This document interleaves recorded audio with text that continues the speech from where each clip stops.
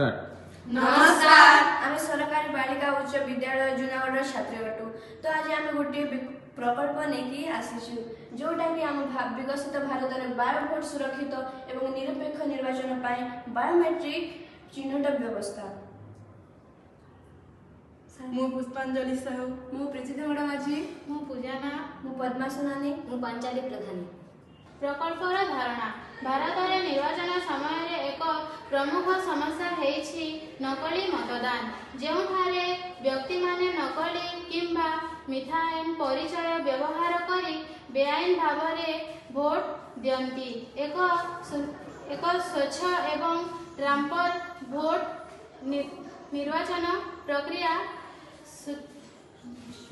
Start. एही व्यवस्था को निर्वाचन आयोग भोटर डाटा बेस सहित समन्वय कराजिबो, जहा द्वारा प्रत्येक भोटर को स्वतंत्र भावे चिन्हट करा जाई पारिबो, जहा द्वारा छद्म नाम नकल एवं नकली मतदान को समाप्त करा जाई पारिबो। स्टार्ट। भोटर चिन्ह पाई एक बायोमेट्रिक आधारित जांच मॉडल विकसित करिबा, रियल टाइम बायोमेट्रिक प्रमाणीकरण माध्यम नकली किंबा एकाधिक मतदान को रोकिबा, भारतीय निर्वाचन प्रक्रिया स्वच्छता एवं विश्वास वृद्धि करिबा, तथ्य सुरक्षा एवं गोपनीयता बजाय रखिबा सहित भोटर जांच को सरल करिबा, सुशासन पाई प्रजुक्ति विद्यार उपयोग को प्रोत्साहन देबा।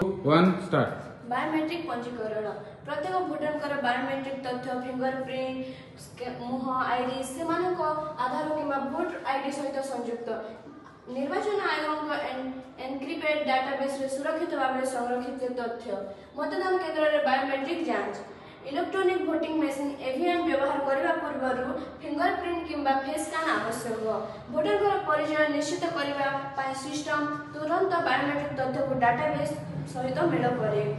गोटे गोटे भोट नीति थरे जड़े व्यक्ति बायोमेट्रिक तथ्य व्यवहार करने पर स्थिति भोटेड को अपडेट होता है जहाँ द्विगुणित मतदान होता है।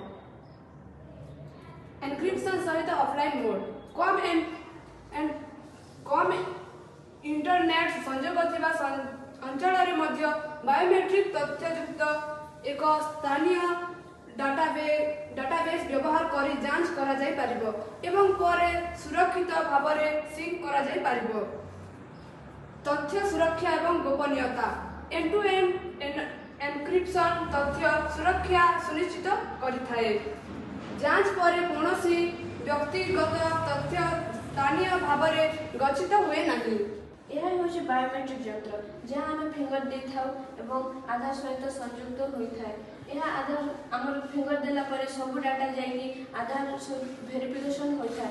वेरिफिकेशन है एक डाटा एनालाइसिस सेव होता है। डाटा एनालाइसिस है आम डिजिटल वोटिंग मार्किंग होता है एवं एथिरे आम जानीपारे जदि सब गोटे व्यक्ति आउ थे भोट देवाई आसी थाए डिजिटल वोटिंग मार्किंग रे आम जानी था व्यक्ति भोट दे सारी नकली भोट गणा जाए।